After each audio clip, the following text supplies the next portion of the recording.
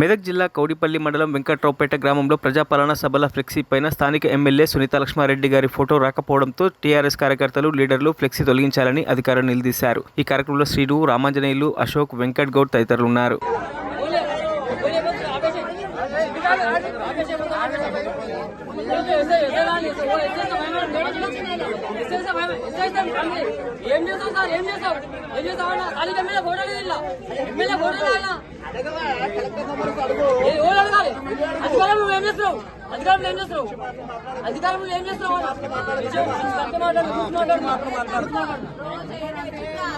అట్లా కాదు,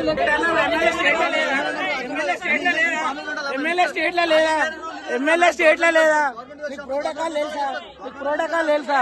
అడుగు, ఎంపీడీ అడుగు, ఎంపీడీ అడుగు.